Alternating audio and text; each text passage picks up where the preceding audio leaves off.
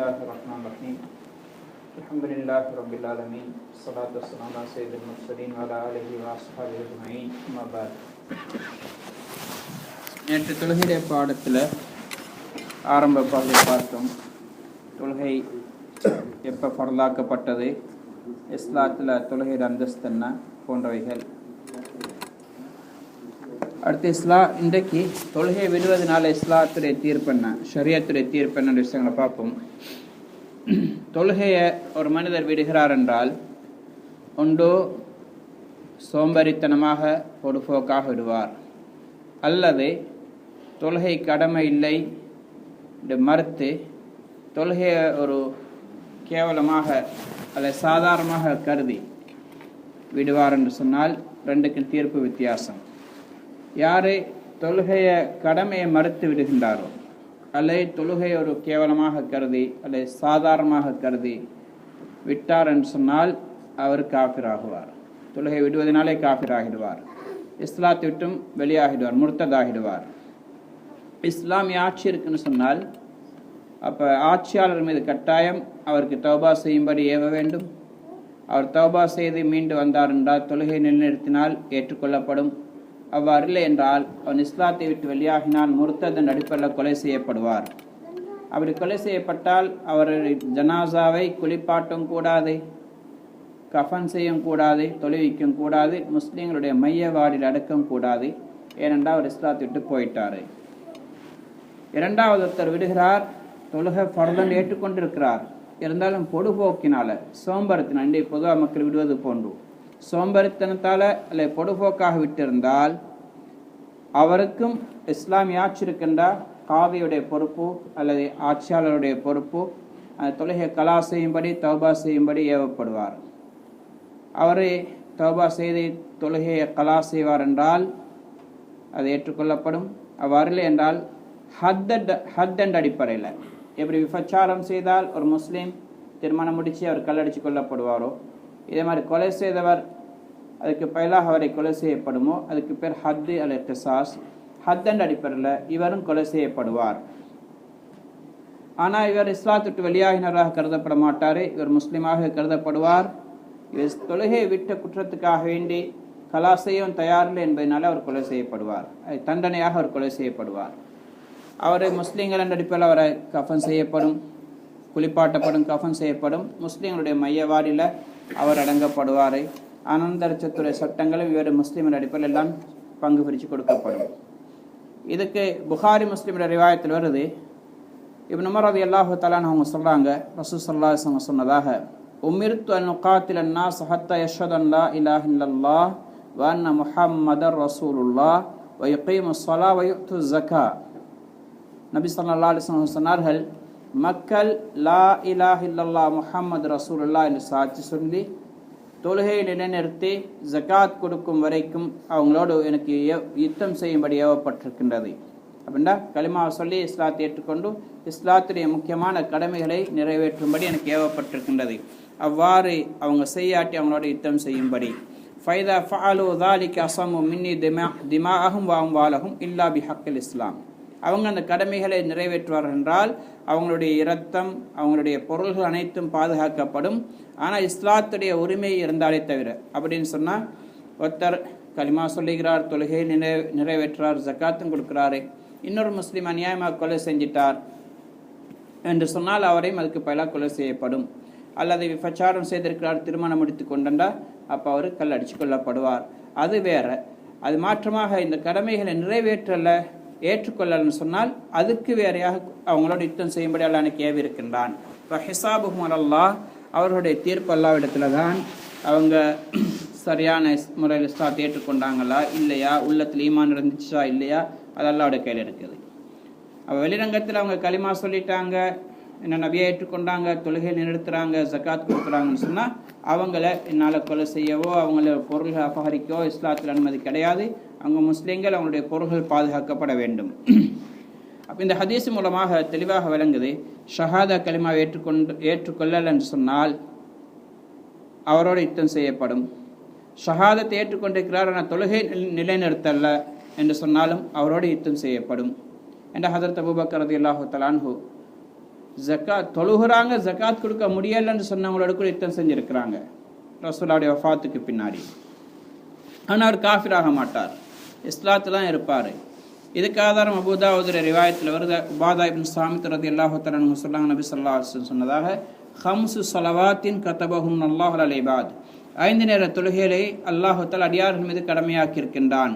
ஃபமன் ஜாஅ பிஹின்ன லம் யுضيع மின்ஹுன்ன ஷைஅன் இஸ்திக்ஃபாஃபன் பிஹக்கிஹின்ன, யார் அந்த தொழுகையை டைமுக்கு நிறைவேற்றுகிறார், எதையும் அவர் வீணாக்கல்ல என்று சொன்னால், கான லஹு இன்தல்லாஹி அஹதுன் அய்யுதுஹிலஹுல் ஜன்னா, அல்லாஹோட மீது பொறுப்பு, அல்லாஹு தாலா அவரை தன்னுடைய பொறுப்பில் சொர்க்க நுழைவிப்பான். வமல்லம் யஅதி பிஹின்ன, யார் 5 நேர தொழுகைகளை பேணுதலாக தொழவில்லையோ, ஃபலைஸ லஹு இன்தல்லாஹி அஹதுன், அல்லாஹ்விடத்தில் எந்த பொறுப்பும் கிடையாது அவருடைய விஷயத்தில். இன்ஷா அஸபஹு இன்ஷா அத்ஹலஹுல் ஜன்னா, விரும்பினால் அல்லாஹ் வேதனை செய்வான், நரகத்தில் போட்டு, விரும்பினால் மன்னிச்சு அல்லாஹ் சொர்க்க நுழைவிப்பான். அப்போ இந்த ஹதீஸில் தொழுகையை விட்டவரை அல்லாஹ் விரும்பினால் மன்னிப்பான் என்று சொல்லி சொர்க்க நுழைவிப்பான் என்று வந்ததினால அவர் காஃபிராக மாட்டார் என்று தெரியுது. ஏன்னா காஃபிர்கள் சொர்க்க நுழைய முடியாது. அதனால் இது யார் என்று சொன்னால் வேண்டும் என்று, அதாவது பொடுபோக்காக அல்லது சோம்பரித்தனத்தால் விட்டவர். அதை மறுத்து விட்டவர் என்றால் அதை முந்தைய சட்டத்தில் சேருவார், அவர் இஸ்லாத்துட்டு வெளியே போயிடுவார்.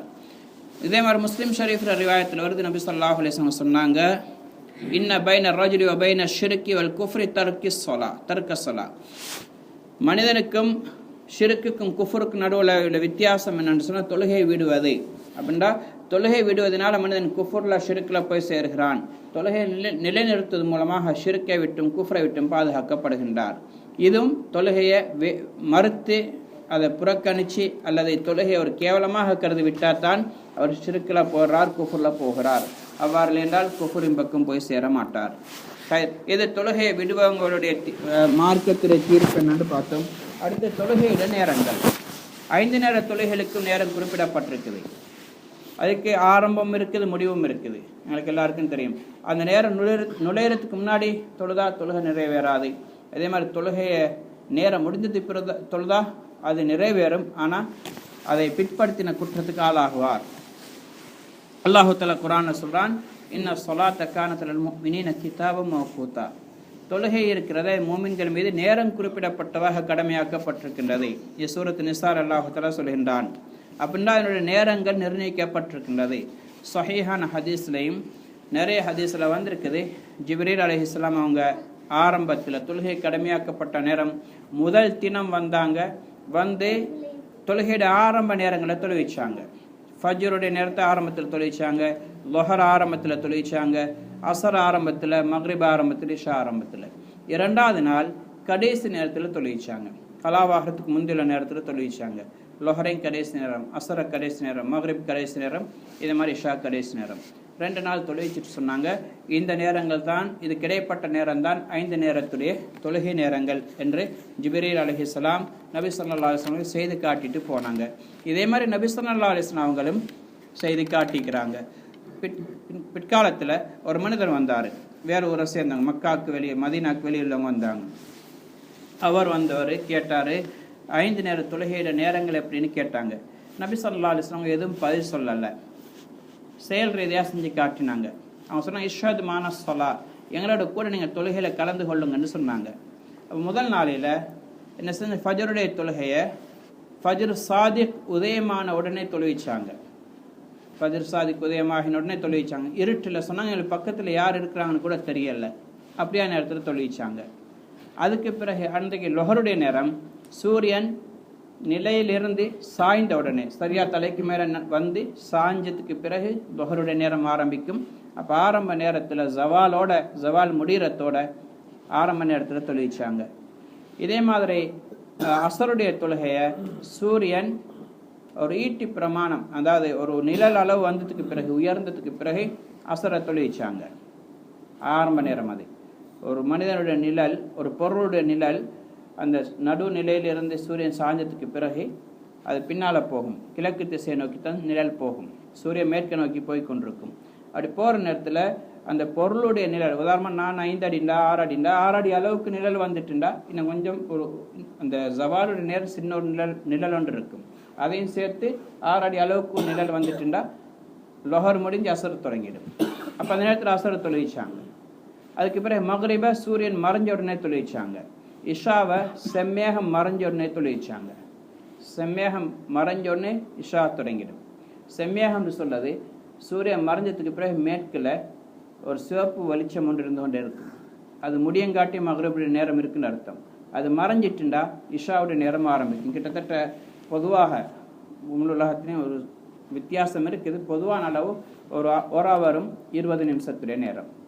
மக்ரிபிலிருந்து ஒரு ஹவர் 20 நிமிஷத்தில் மக்ரிப் முடிஞ்சு இஷா தொடங்கிடும். ஆனால் சிறந்த நேரம் என்றால் மக்ரிபை பொறுத்த வரைக்கும் எவ்வளோ அவசரமாக தொழுதுகளோ அவ்வளோ சிறந்தது. ஆனால் கலா என்று சொல்றதே ஒரு ஹவர் 20 நிமிஷம் வரைக்கும் இருக்கும். பொதுவாக சில நேரத்தில் கொஞ்சம் கூட குறையும் ஏற்படும். அதுக்குள்ளே இஷா ஆரம்பிச்சிடும். இரண்டாவது நாள் ஃபஜ்ருடைய தொழுகை கடைசி நேரத்தில் தொழுதாங்க. எந்த அளவுக்குண்டா தொழுதுட்டு நாங்கள் வார நேரம் என்னோட சொன்னார் சூரியன் உதிச்சிட்டு போல இருக்கு, அல்ல உதிக்க போகுது போல இருக்குன்னு சொல்கிற அளவுக்கு கடைசி நேரத்தில் ஃபஜ்ர் தொழுவிச்சாங்க. லொஹரை தொழுவிச்சாங்க அசருடைய நேரத்துக்கு நெருக்கமாக. நேற்று அசர் தொழுவிச்சாங்களே அது கொஞ்சம் முந்தி தொழுவிச்சாங்க அப்படின்னா லொஹருடைய கடைசி நேரத்தில். பிறகு அசரை தொழுவிச்சாங்க மக்ரிபு கொஞ்சம் முன்னாடி. சூரியன் அப்படியே மறையிறதுக்கு சிவப்பாயிட்டு மறையிறதுக்கு நெருங்கின நேரத்தில் தொழுவிச்சாங்க. மக்ரிபை செம்மேகம் மறைக்கிட்ட தொழுவிச்சாங்க. இஷாவை இரவுல மூன்றில் ஒரு பகுதி கழிஞ்சதுக்கு பிறகு தொழுவிச்சாங்க. இரவுல மூன்று ஒரு பகுதிண்டா உதாரணமாக 6 மணிக்கு சூரியன் மறையுது என்று சொன்னால் 4 மணிக்கு சூரியன் உதிக்குதுண்டா அது 3ஆக பிரித்து உள்ள நேரம். அப்போ 6 மணிலேருந்து 4 மணி வரையும் கிட்டத்தட்ட 10 ஹவர் இருக்குது. இந்த 10 ஹவர் 3ஆக பிரித்தா 3 ஹவரும் 3:15 ஹவரோட கொஞ்சம் நேரம் பிற்படுத்தி அப்படின்னா 9:15 மாதிரி இஷாவை தொழிற்சாங்க. ஆரம்பிக்கிறது நேரத்தோட, ஆனால் தொழிற்சி டைம் அப்படி கொஞ்சம் பிற்படுத்தி. அப்போ நபி ஸல்லல்லாஹு அலைஹி வஸல்லம் இது இப்படி தொலைச்சத்து பிறகு சொன்னாங்க அல் வக்து பைன ஹாதைன், இதுதான் தொழுகிற நேரங்கள் நியமிச்சு கொண்டாங்க. எதுக்கு நாங்கள் இதை தெரிஞ்சு கொள்ளணும் சொன்ன, இன்றைக்கு தான் நேரம் இருக்குது, டைம் டேபிள் இருக்குது, வாட்ச் இருக்குன்னு சொல்கிறோம். ஆனால் சில சந்தர்ப்பங்கள் அது இல்லாத நேரங்கள் வரும். வாட்ச் இருக்குமான தொழுகை நேரம் எதுன்னு தெரியாமல் இருக்கும், டைம் டேபிள் கையில் இருக்காது. அப்போ அந்த நேரங்கள் என்ன செய்கிறேன்டா அதுக்கு தான் இந்த மார்க்க சட்டங்கள் லேசாக சொல்லி தந்திருக்கு. எந்த ஊரில் இருந்தாலும் எந்த மூல முடுக்கில் இருந்தாலும் என்னுடைய தொழுகை நேரங்களை விளங்கி கொள்ள முடியும். மேகம் இருக்கும், வானம் இருக்குது, அடையாளம் இருக்குது, எல்லாம் நல்லா வச்சுருக்கிறான். இந்த நேரத்தில் எனக்கு கலாவாச்சி தொழுகை நேரம் எத்தனை மணிக்கு முடிஞ்சுன்னு சொல்ல தெரியா, அப்படி யாருக்கும் சொல்ல முடியாது. அந்தளவுக்கு எல்லாம் லேசாக்கி தந்திருக்கிறான். அப்போ இந்த நேரங்களை கட்டாயம் நாங்கள் விளங்கி கொள்ள வேண்டும். இது கொஞ்சம் விரிவாக ஹதீஸில் வந்திருக்குது. ஃபஜ்ருடைய நேரத்தை பொறுத்த வரைக்கும் ஃபஜ்ருடைய நேரம் ஃபஜ்ரு சாதிக், ஃபஜ்ரு சாதிக்னு தொடங்குது. ஃபஜ்ரு சாதிக்னு சொல்ல 2 ஃபஜ்ர் இருக்குது அதிகாலை. ஒன்று ஃபஜ்ரு காதிப் பொய்யான ஃபஜ்ர், இன்னொன்று ஃபஜ்ரு சாதிக் உண்மையான ஃபஜ்ர். அப்போ நேரத்தோட ஃபஜ்ரு சாதிக்கு முன்னாடி ஒரு வெளிச்சம் ஒன்று பரவும். ஃபஜ்ரு சாதிக்னு சொல்றது சூரியன் உதிக்கிறதுக்கு முன்னாடி ஒரு வெளிச்சம் சூரியன் வரக்கூடிய திசை இருக்கு கிழக்கில் வானத்தில் பரவும், நீளமாக பரவும். அது ஏன்னா சூரியன் தூரத்தில் உதயமாகி கொண்டிருக்குது, எங்களுக்கு இன்னும் உதயமாகல, எங்களுக்கு எல்லாருக்கும் தெரியும் சூரியன் ஓடிக்கொண்டே இருக்குது. தூரத்தால் உதயமாக அந்த பாதையில் ஓடிக்கொண்டிருக்கக்கூடிய வெளிச்சம் இஞ்சி கடிக்கும். ஆனால் இங்கே இன்னும் சூரியன் உதயமாக இருக்காது. அந்த வெளிச்சம் தான் ஃபஜ்ரு சாதிக். அது அப்படி நீளமாக பரவி இருக்கும். அதுக்கு முன்னாடி ஒரு வெளிச்சம் ஒன்று வரும், அப்படியே வந்துட்டு போயிடும். சில நேரத்தில் நாங்கள் திறந்துருக்குன்னு சொன்னால் சட்டரெல்லாம் திறந்துருந்தால் ஒரு 3 மணி கூட அந்த வெளிச்சம் ஒன்று தெரியும். சில நேரத்தில் விடிஞ்சிட்டோன்னு பயப்படுவோம், அந்த வெளிச்சம் தொடர்ந்து இருக்காது, அப்படியே போயிடும். அதுக்கு பிறகு ஃபஜ்ரு காதிப், அதுக்கு பிறகு ஃபஜ்ரு சாதிக் வரும். சூரியன் உதிக்கிறதுக்கு கிட்டத்தட்ட 1 ஹவருக்கு முன்னாடி 1.5 ஹவருக்கு 1.15 ஹவருக்கு முன்னாடி மாதிரி அந்த நேரம் இருக்கும். அது அப்படியே நீண்டு அப்படியே சூரியன் உதிக்கங்காட்டியும் அந்த வெளிச்சம் லேசாக கூடிக்கொண்டே போகும். அதுக்கு பிறகு சூரியன் உதிச்சிடும். அப்போ சூரியன் உதிக்கிறதோட ஃபஜ்ருடைய நேரம் முடிஞ்சிடும். ஃபஜ்ருடைய நேரம் முடிஞ்சிடும். நபி ஸல்லல்லாஹு அலைஹி வஸல்லம் சொன்னாங்க வக்து ஸலாத்தி சுபஹ், சுபஹுடைய தொழுகையிட நேரம் இருக்கிறதே மின் துலூஇல் ஃபஜ்ர் மாலம் தத்துலை ஷம்ஸ், ஃபஜ்ர் உதயமாகி சூரியன் உதிக்கம் வரைக்கும் என்று சொன்னாங்க. இது முஸ்லீம் ஷரீஃபில் பதிவு செய்யப்பட்டிருக்குது. இது மாதிரி லொஹர் சொன்ன மாதிரி ஒரு நிழல், இப்போ ஒரு ஏதோ ஒரு நிழல் நாங்கள் நிற்கிறோம், நேராக சூரியன் வரும், அது ஜவாலுடைய நேரம்னு சொல்கிறது. நடுநிலைக்கு சூரியன் வாரது, அது மக்ரூஹான நேரம். அது நீங்கினத்துக்கு பிறகுதான் லொஹருடைய நேரம் ஆரம்பிக்கும். அப்படின்னா நேரம் ஒரு 10-15 நிமிஷம் 20 நிமிஷம் சூரியன் தலைக்கு மேலே நேரம் நிற்கும். அதுக்கு பிறகு சாஞ்சத்துக்கு பிறகு நிழல் பின்னால் போகும் கிழக்கு திசை நோக்கி. அந்த நிழல் ஒரு சாய தொடங்கினத்திலிருந்து லொஹர் ஆரம்பிச்சிடும். சாய்ந்து நிழல் ஒரு சரியாக எங்கட அளவுக்கே வந்துட்டுண்டா கொஞ்சம் ஒரு ஒரு இன்னொரு கால் அடி கொஞ்சம் கூடுதலாக வச்சுக்கொண்டா லொஹர் முடிஞ்சிடும், அசர் தொடங்கிடும். அசரோட நேரம் அப்படி தொடங்கி மக்ரிப் வரையும் போகும். சூரியன் மறைய தொடங்கக்குள்ள அசர் முடிஞ்சிடும். சூரியன் மறைஞ்சு முடிஞ்சதுக்கு பிறகு மக்ரிப் ஆரம்பித்து இந்த செம்மேக மறையும் வரையும் இருக்கும். செம்மேக மறைஞ்சத்தோடு இஷா தொடங்கிடும். இஷாவுடைய நேரம் நபி ஸல்லல்லாஹு அலைஹி வஸல்லம் சொன்னாங்க சுலுசுல் லைல் வரைன்னு சொல்லிக்கிறாங்க. இரவுடைய 3ல் ஒரு பகுதிண்டு அது சிறந்த நேரம் தான், கலாவாகக்கூடிய நேரம் அல்ல. இஷாவுடைய கலாவாகக்கூடிய நேரம் ஃபஜர் சாதிக்கு வரையும் இருக்குது. ஃபஜர் சாதிக்கு வரையும் இஷாவுடைய நேரம் தொடரும். ஆனால் சிறந்தது 3ல் ஒரு பகுதிக்கு முன்னாடி தொழுது கொள்ளது. உதாரணமாக இப்போ எங்களுக்கு சூரியன் மறைது 5:30க்குன்னு வைங்களே, 5:30லேருந்து இப்போ ஃபஜர் உதயமாகுது 3 சொச்சத்துக்கு 5 சொச்சத்துக்கு 5, 10, 5:15, 5:30 5:30க்கும் 3:30 நடுவில் எவ்வளோ நேரம் இருக்குது? 5:30க்கும் 5:30 நடுவில் 12 ஹவர் இருக்குது. கிட்டத்தட்ட 12 ஹவர், 4 ஹவருடைய டைம். அப்போ 5:30க்கு மறையுதுன்னு சொன்னால் 9:30 ஆகக்குள்ள 3ல் ஒரு பகுதி இரவு முடிஞ்சு போகுது. அப்போ அதுக்குள்ளே லேஷா தொழுது கொள்ள சிறந்தது. அதுக்கு பிறகு தொழுகிறது கூடும், ஆனால் அவ்வளோ பொருத்தம் அல்ல. ஆனால் கலாவாகிறது என்பது 5:30க்கு ஃபஜர் உதயமாகுதுண்டா அந்த டைம் தான் கலாவாகும். ஹைர். இன்னொன்று, இப்போ தொழுகை நேரம் முடிகிறதுக்கு முன்னாடி முக்கியமான மசாலா, எந்த ஒரு நேரமாக இருந்தாலும் ஆரம்பத்தில் தொழுகை சிறந்த இன்ஷா அடுத்து வரும்.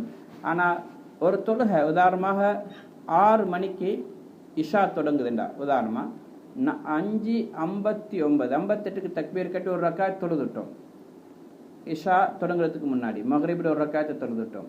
2வது ரக்காயத் தொழங்கக்குள்ள நேரம் ஆரம்பிச்சுட்டு இஷாவுடைய நேரம்னு சொன்னாலும் இது தொழுகை நிறைவேறிடும், கலாவாக ஆகாது, அதாவாக நிறைவேறும். ஏன்னா நபி ஸல்லல்லாஹு அலைஹி வஸல்லம் சொன்னாங்க, மன் அத்ரக ரக்காத்தன் அஸ்ர் கப்ல அன் தக்ருப ஷம்ஸ் ஃபக்கத் அத்ரக்கல் அஸ்ர்.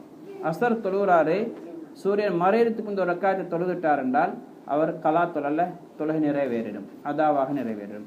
இதே மாதிரி ஃபஜர் தொழுகிறார், சூரியன் ஒதுக்கிறதுக்கு ஒரு ரக்காயத்தை தொழுதுட்டார்னா அதாவாக நிறைவேறும். ஆனால் சிறந்தது 6 மணி நேரங்கள் தொழுது கொள்ளணும். அதுவரையும் கொண்டு போகக்கூடாது. பிற்படுத்துறது என்பது ஹராம் அல்ல, ஆனால் விரும்பத்தக்கதும் அல்ல. இன்ஷா அல்லாஹ்க்கு பிறகு தொடர்ந்து இருக்குது. இதில் ஏதாவது விளங்காத விஷயம் நினைக்குதா?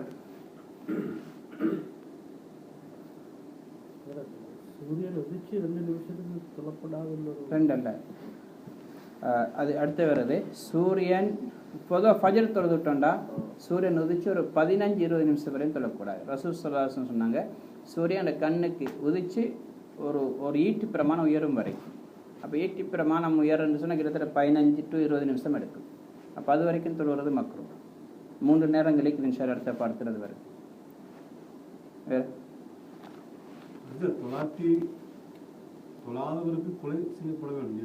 தொழுகை மறுத்து நிராகரிச்சிருந்த, அதாவது கடமை இல்லை அல்லது இது என்ன இது காஃபிர்னு சொல்லிக்கிறாங்க. பித்தட்டை மேலுக்காக்கி தலை கீழே கொண்டு போகிறது ஒரு கேவலமான செயல்னு சொல்லிக்கிறாங்க. அப்படி யாராவது அதாவது தொழுகை ஒரு கேவலமாக கருதி விட்டுண்டா அல்லது தொழுகை கடமை இல்லைன்னு மறுத்தா காஃபிர். இல்லாட்டி விடுறவங்க பொடுபோக்கா விட்டால் காஃபிர் அல்ல. அவர் தொழும்படியாக பட்டு மறுக்கிறார் என்றால் தண்டனையாக கொலை செய்யப்படுவார்.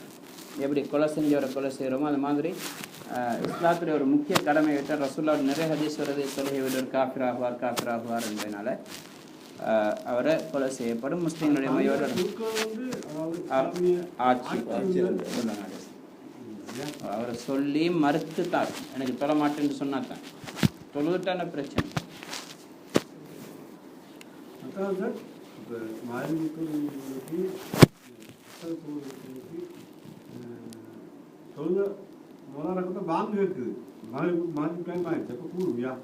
ஒரு ரக்காத் தொழுதுட்டோம், 2வது ரக்காத்துல வச்சு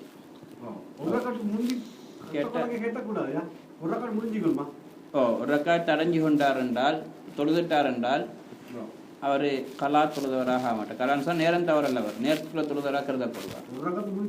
ஒரு ரக்காத் முழுமையாக தொழுது சுபதான் எல்லா துறைக்கும் அதான் சுபைக்கும் ஃபஜ்ருக்கும் ரசூலுல்லாஹ் சொன்னாங்க. ஆனால் எல்லா துறைக்கும் அந்த சட்டம் தான்.